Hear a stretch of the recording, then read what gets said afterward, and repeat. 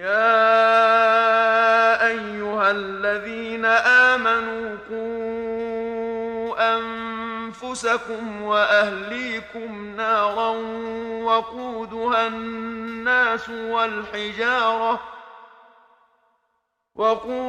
الناس والحجارة عليها ملائكة غلاظ شداد لا يعصون الله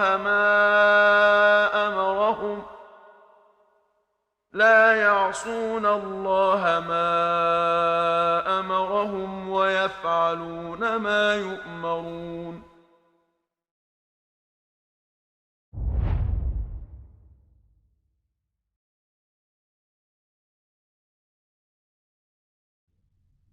Donc regardez comment Ibrahim, il avait le cœur confiant à Allah Azza wa Jal.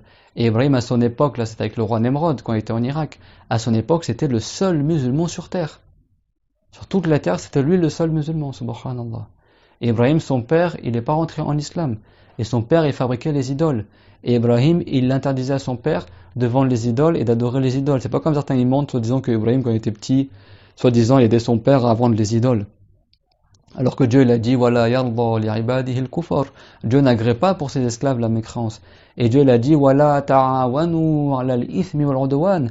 Et ne nous entraidez pas pour le péché et la désobéissance à Allah. Donc c'est strictement impossible que qui que ce soit parmi les prophètes ait aidé au péché ou ait aidé à l'idolâtrie ou le shirk ou la mécréance. Ça c'est impossible, ça c'est des mensonges sur le prophète Ibrahim alayhi salam. Certains ils mentent, ils disent que Ibrahim quand il était petit, soi-disant il cherchait son Dieu, au début il a commencé à adorer les étoiles, après il a vu la lune, il s'est mis à adorer la lune, après il aurait vu le soleil, il s'est mis à adorer le soleil. C'est pas ça du tout. Ibrahim alayhi salam, pour faire comprendre à son peuple que les étoiles ce n'est pas Dieu, que la lune ce n'est pas Dieu, que le soleil ce n'est pas Dieu, il montrait les étoiles, il disait Hadha Rabbi, est-ce que c'est ça mon Seigneur? C'est-à-dire que c'est pas mon Seigneur, c'est une question rhétorique.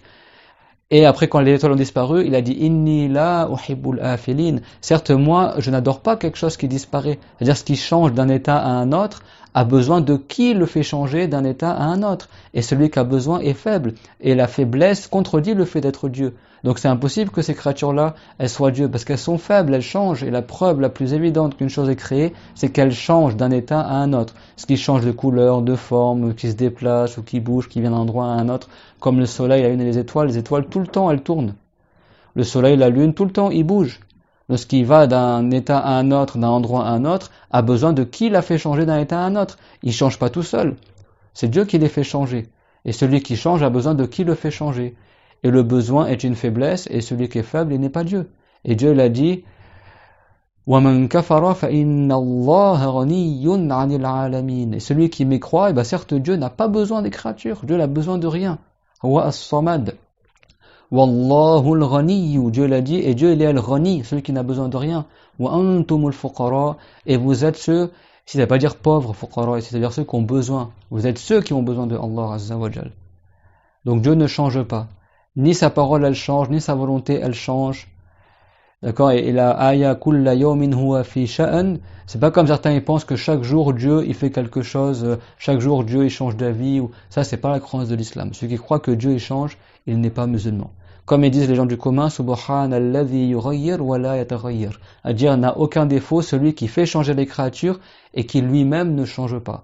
Et qui lui-même ne change pas. Cette aya kulla yawmin huwa fi sha'an, c'est pas la peine de chercher Tabari qu'est-ce qu'il a dit, ou Ibn Abbas qu'est-ce qu'il a dit, ou tel savant, parce que le prophète Muhammad sallallahu alayhi wa sallam, a'lamu khalqillah, le plus savant des créatures de Allah, le meilleur des prophètes, lui-même a expliqué cette ayah, qu'est-ce qu'elle veut dire.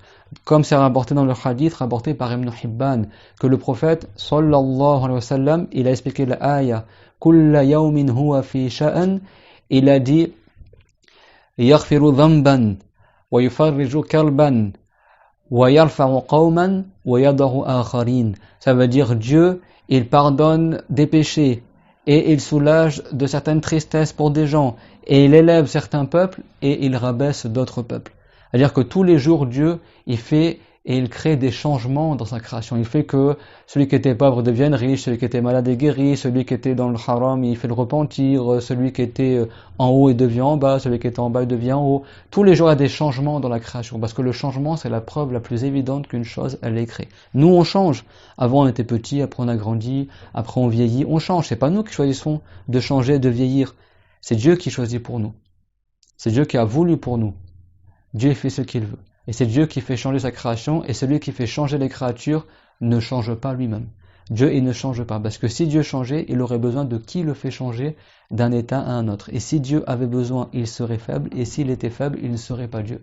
Or, Allah Ta'ala, il a dit « Anna Allah ala kulli shay'in qadir » et que Allah est sur toute chose tout-puissant.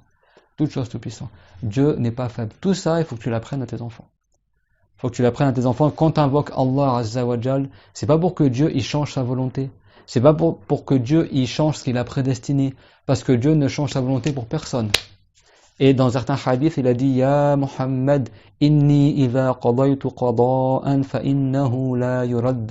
C'est-à-dire, oh Muhammad, ça c'est Dieu, l'expression de la parole de Dieu. Certes, si je prédestine quelque chose, alors personne ne peut l'empêcher. Comme on dit, ma sha'allahu kana wa ma lam yasha lam yakun, comme on a vu dans le cours précédent, la parole que le prophète alayhi salam a enseigné à l'une de ses filles, une partie de la parole, ce que Dieu veut est, et ce qu'il ne veut pas n'est pas.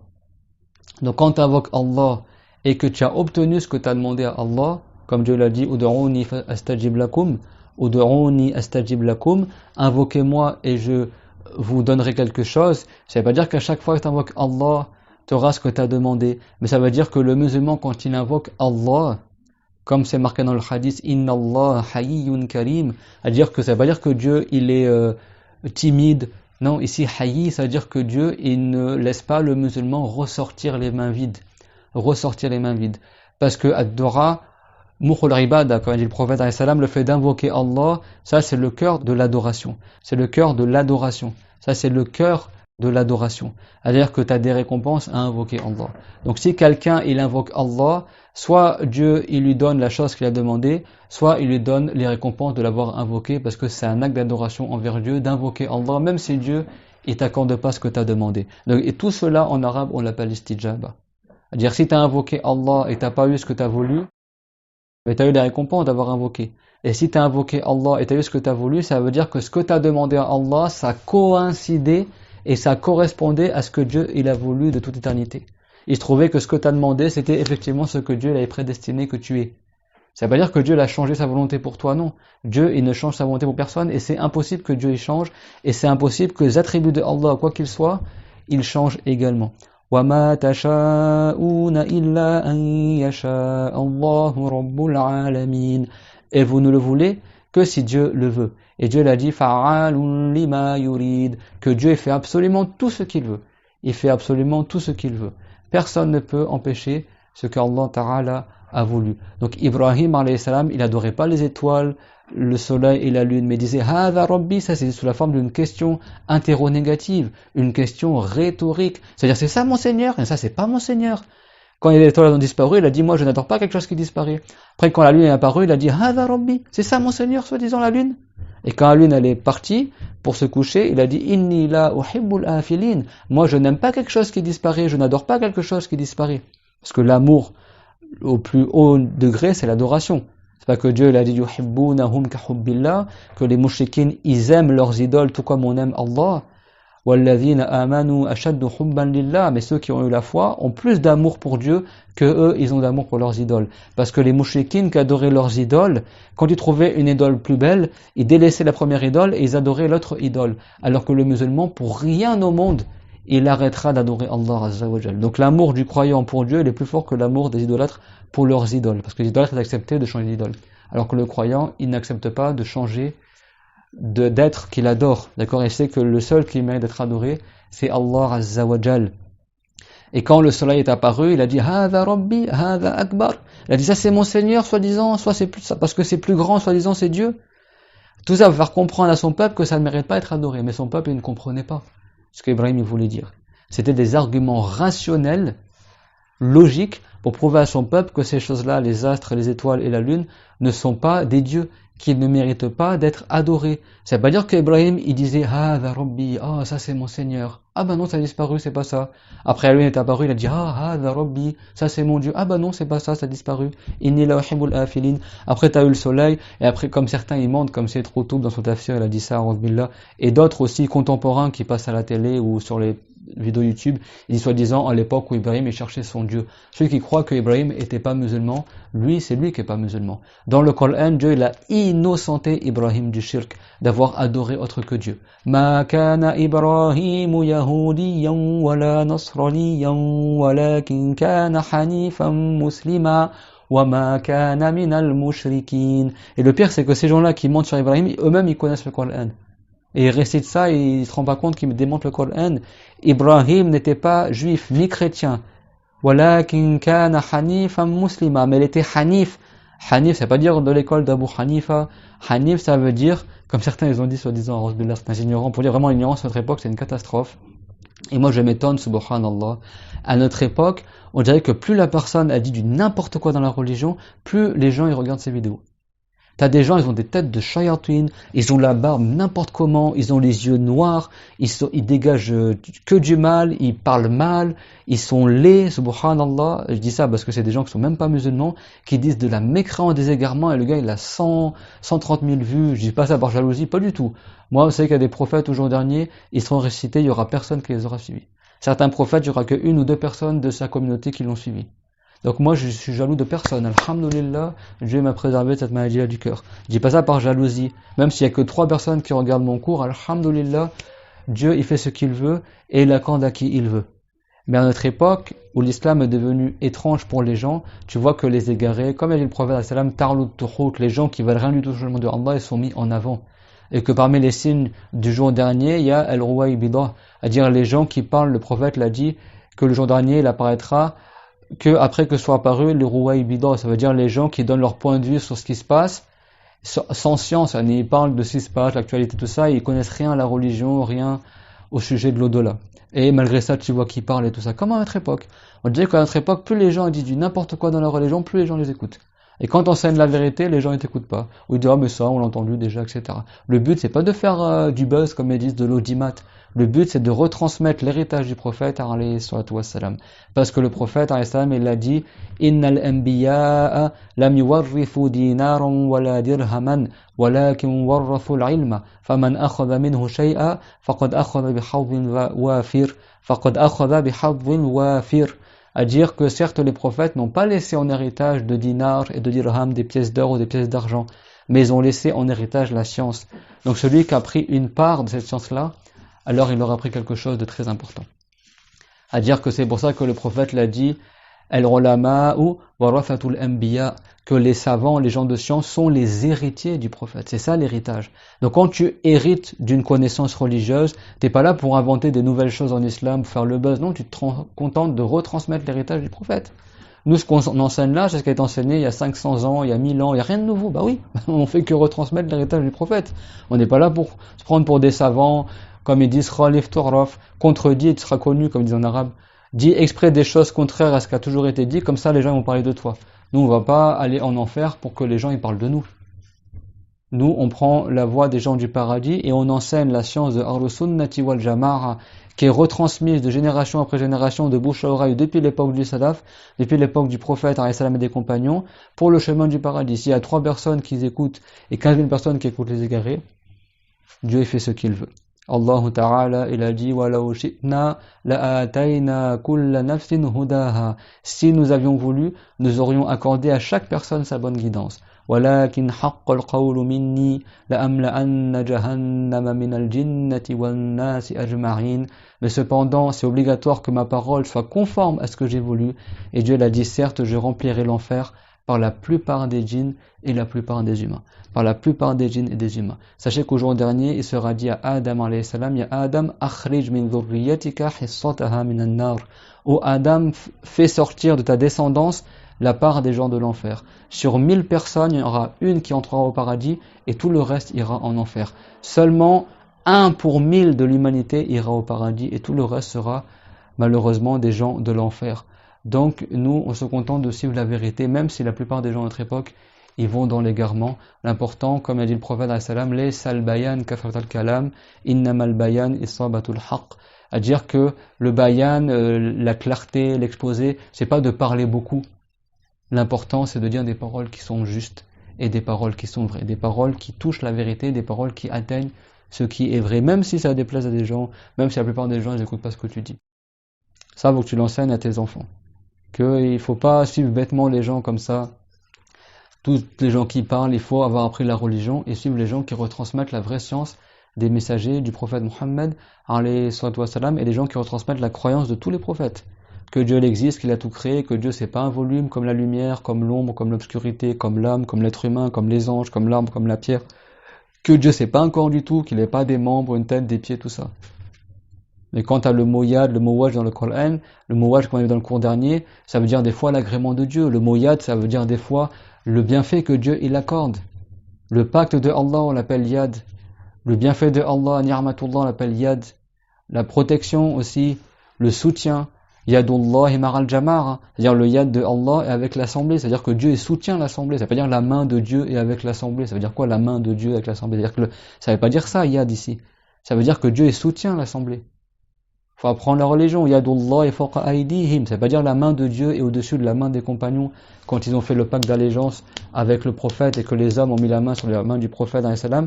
Dieu il a dit Yadullahi fawqa aydihim, que le pacte de Allah est au-dessus de leurs mains. Ça veut dire la main de Dieu est au-dessus de leurs mains, comme certains ils ignorent et pensent, parce qu'ils n'ont pas appris la religion et qu'ils traduisent tout mot à mot sans savoir les différents sens du mot. Il y a des dizaines de sens différents, des fois des vingtaines de sens différents pour les mots en arabe.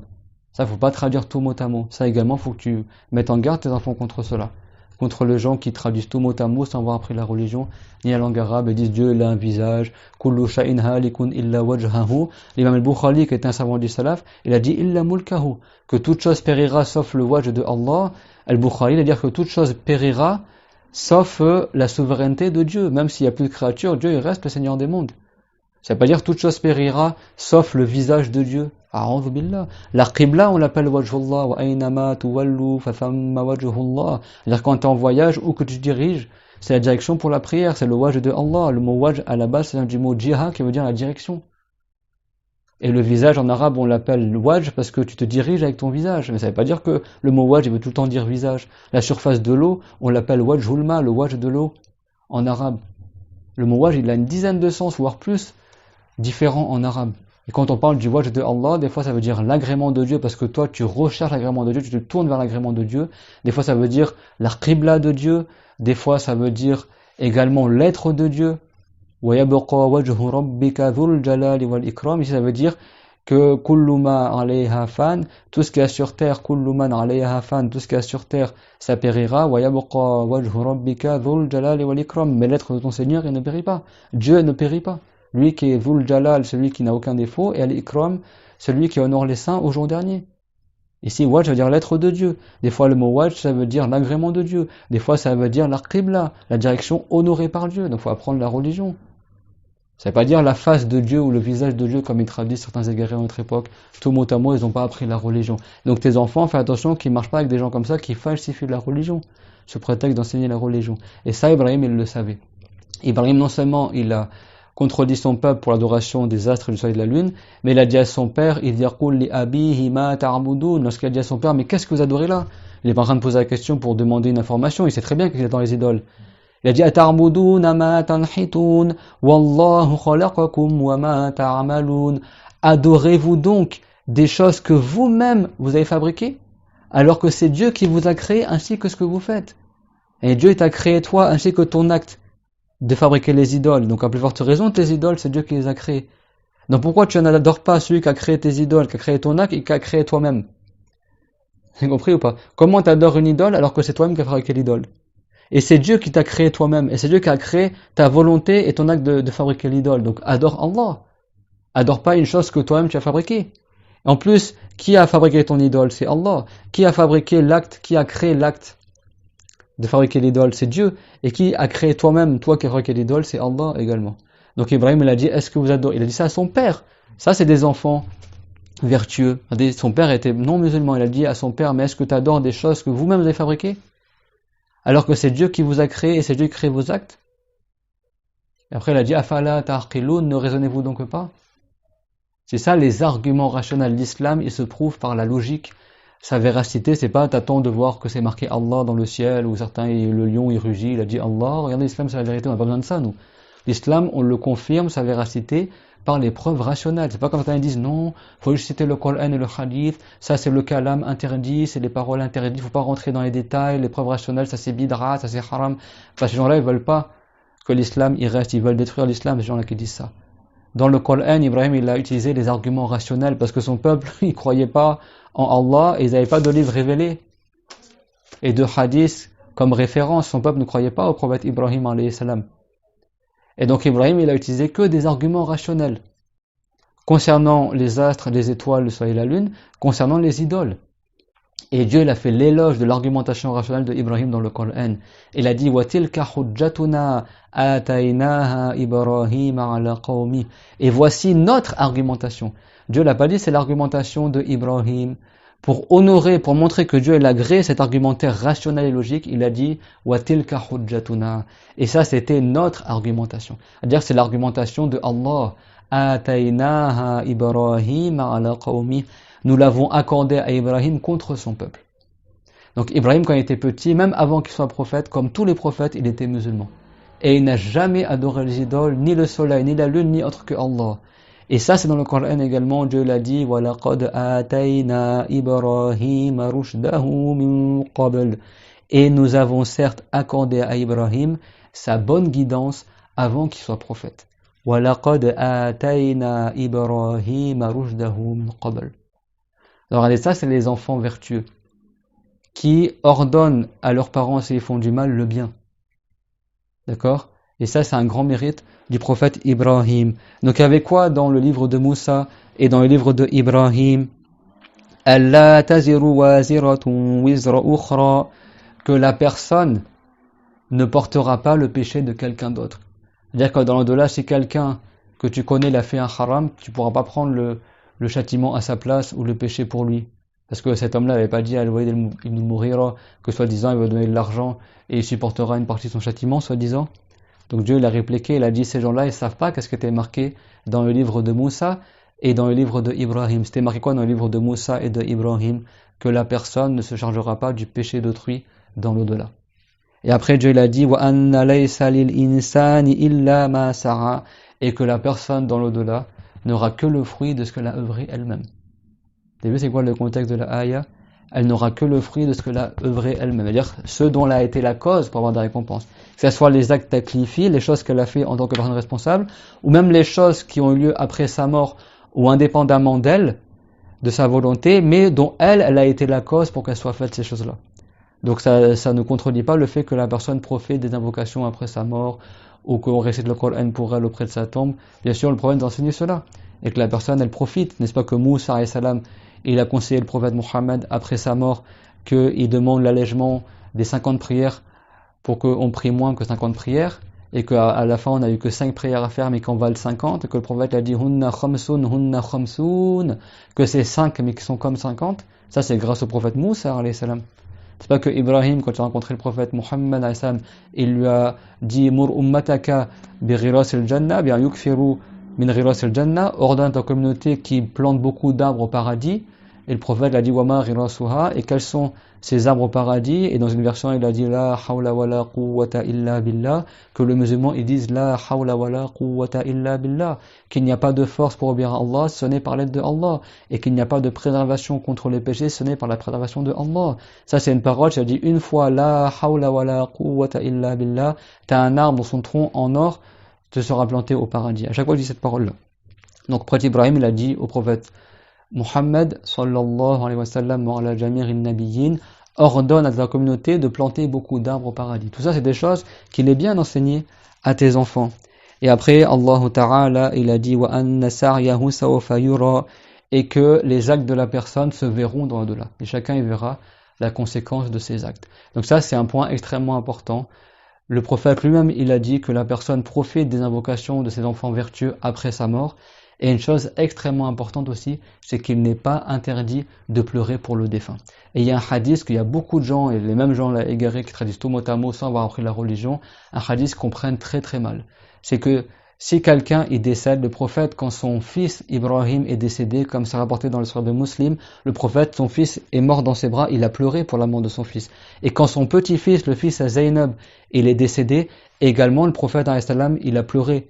Et il a dit Innal ayna la tadma' wa innal qalba la yahzan wa la naqulu illa ma yurdi rabbana. C'est-à-dire, certes, l'œil, il pleure et le cœur, il est triste, mais on ne dit que ce que Dieu, il agrée. Ça, c'est ce qu'il a dit quand son petit-fils, le fils de Zaynab, il est décédé.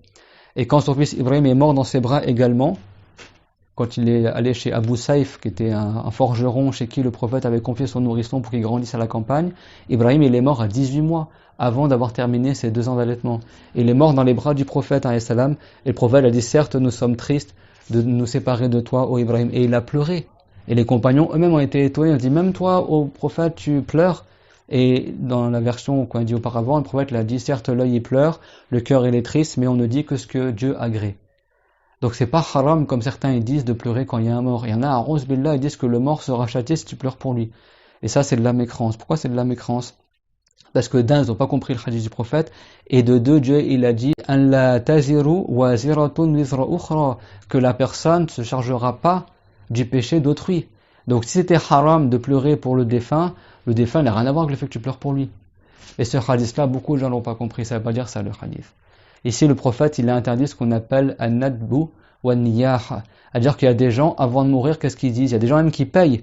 Par exemple, que tu cries à l'enterrement, il y en a, ils crient, ils font les hystériques, ils déchirent leurs habits, il y en a même, ils sont payés 1000 € pour qu'ils sautent dans le trou de la tombe, pour montrer, soi-disant, qu'il est triste pour le défunt. Et ça, c'est un grand péché. Ce qu'il est dans la jahiliya, à dire que la personne, elle montre qu'elle est triste, elle se tire les cheveux, elle déchire ses habits, elle exagère dans le fait de montrer le manque de patience. C'est pas dans le simple fait de pleurer, mais dans le sens de faire ce qu'on appelle un nadbu wa niyaha. Et il y a même des gens, ils font semblant de faire ça, ils sont payés pour faire ça lors des enterrements. Et ça, c'est un grand péché. Ce que le prophète a voulu dire, c'est que si quelqu'un, avant de mourir, il a demandé à sa famille qu'il fasse ça après sa mort, et ben quand il l'a enterré, sa famille, ils font ça, ils se tapent dessus, ils pleurent et tout ça, ils font semblant ou ils font style comme ça pour soi-disant glorifier le défunt, et ben le défunt, il sera châtié dans sa tombe pour ces pleurs-là. Pourquoi? Parce que c'est lui qui a demandé avant de mourir que ces gens-là ils fassent ça pour lui. Donc c'est lui qui a été la cause de ces péchés-là. Donc quand le prophète l'a dit Innal mayyita la yu'adhabu ala bukai ahlihi alayhi, que le mort dans sa tombe il sera châtié pour le pleur de sa famille envers lui, ça veut pas dire que si quelqu'un est plein de tristesse, le défunt il sera châtié. Non, ça veut dire que si le défunt durant son vivant, il avait demandé à sa famille de faire les hystériques après sa mort lors de son enterrement, comme ça de faire semblant de pleurer ou de crier ou de montrer l'absence de patience dans la mort, et ben comme c'est lui qui a demandé qu'on fasse ça après sa mort, il sera châtié pour ça parce que c'est lui qui a été la cause de ces péchés-là. Et si quelqu'un est la cause d'un péché, alors il sera aussi chargé du péché d'avoir aidé autrui à faire un péché. Wala ta'awanu 'alal ithmi wal 'udwan, et ne vous entraidez pas pour le péché et la désobéissance à Allah. Il y en a, ils n'ont pas compris ce hadith-là. Et comme ils traduisent tout mot à mot, ils disent, s'il y a un défunt, si tu pleures, le défunt sera châtié. Billah. Ça, c'est contredit la religion. Comment le mort qui n'a rien à voir dans l'histoire, il sera châtié parce que quelqu'un a pleuré pour lui? Mais le prophète l'a pleuré pour son fils. Est-ce qu'ils vont dire que le fils du prophète a été châtié parce que le prophète a pleuré pour lui? Est-ce que le prophète est tombé dans le haram en pleurant pour ses enfants? Non. Donc faire attention, des fois il y en a qui disent, non, un homme il pleure pas, mon fils faut que tu sois fort, etc. Mais qu'est-ce que tu racontes? T'as appris la religion, toi? Bien sûr, on n'est pas des chiffres molles, comme on dit, on pleure pour rien du tout. Mais le fait qu'un homme il pleure, c'est noble aussi. Il pleure, mais sans aller jusqu'au stade de l'hystérie et le manque de patience. Mais le fait qu'une larme coule sur ta joue par crainte de Allah, le prophète, il a dit, il y a 2 types de yeux qui ne seront pas touchés par le feu de l'enfer. Des yeux qui ont passé la nuit à surveiller l'Illah Ta'ala, et les yeux de celui qui a pleuré par crainte de Allah Azza wa Jal. On avait vu qu'il y a 7 types de personnes qui seront sur le mot du 3, nous a rappelé. On a dit quoi? On avait dit l'enfant qui a grandi, Shabun Nasha fi ta'atillah, un enfant qui a grandi dans l'obéissance à Allah, wa rajulun qalbuhu mu'allaqun bil masajid, un homme dont son cœur il est attaché aux mosquées jusqu'à qu'il revienne à la mosquée. Et également parmi les 7, il y a quelqu'un qui était tout seul, il a mentionné Allah il a fait le dhikr de Allah alors qu'il était tout seul, et en mentionnant, en évoquant Allah, ses yeux, ils ont pleuré de crainte et d'amour envers Dieu et étaient tout seuls. Également, même si tu n'arrives qu'une seule fois dans ta vie, tu seras sur l'ombre du trône. Si tu meurs sur l'islam, tu ne seras pas châtié en enfer. Si tes yeux, ils ont pleuré par crainte de Allah en étant tout seul, au moins en évoquant Allah, il ne serait-ce qu'une fois dans ta vie. Et également, il y a celui qui donne ma'anfaqa biyaminihi. Il a donné une aumône avec sa main droite, de sorte que sa main gauche ne le voit pas, c'est-à-dire qu'il a fait preuve d'effort pour dissimuler son aumône, de sorte, ça c'est une image, pour dire que même sa main gauche, elle n'a pas vu qu'il a fait une aumône, ça veut dire qu'il a fait en sorte de donner une aumône en secret. Et il y a d'autres que cela, on les verra peut-être plus tard, Inch'Allah ta'ala. Vous avez vu toutes ces sagesses-là qu'il y a dans l'apprentissage de la religion, tout cela, apprends-le à tes enfants. Apprends-le à tes enfants. Et bien sûr, l'aumône, tu le fais avec ton argent à toi. Tu donnes ton argent à toi à l'enfant et tu dis l'enfant mets-le dans la caisse de la mosquée, pas avec l'argent de l'enfant. Parce que l'argent de l'enfant, il est que pour l'enfant à la base. Wa akhiru da'wana anil hamdulillahi rabbil alamin. Sallallahu ala Muhammad ashrafil mursalin. On demande à Allah Ta'ala qu'on soit des parents vertueux et que notre vertu se reflète sur nos enfants et que nos enfants soient des enfants vertueux qui invoquent pour nous après notre mort. On demande à Allah qu'on soit parmi les gens qui seront sous l'ombre du trône et qu'on meure sur une fin heureuse et qu'on soit rassemblés avec nos familles dans les hauts degrés du paradis, qu'il augmente nos connaissances et sachez que les hauts degrés, vous les obtiendrez et nous les obtiendrons que par le fait d'apprendre la science de la religion et d'appliquer la science de la religion. Que Dieu vous préserve et vous fasse miséricorde et nous rassemble dans les hauts degrés du paradis, nous ainsi que nos enfants. Amin.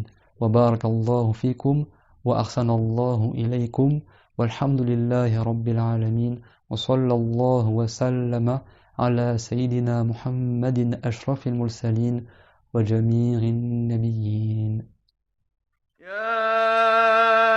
أيها الذين آمنوا قوا أنفسكم وأهليكم نارا وقودها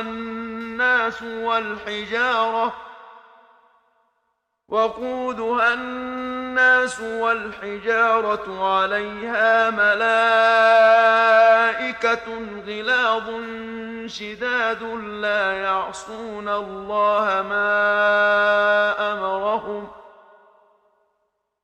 يعصون الله ما أمرهم ويفعلون ما يؤمرون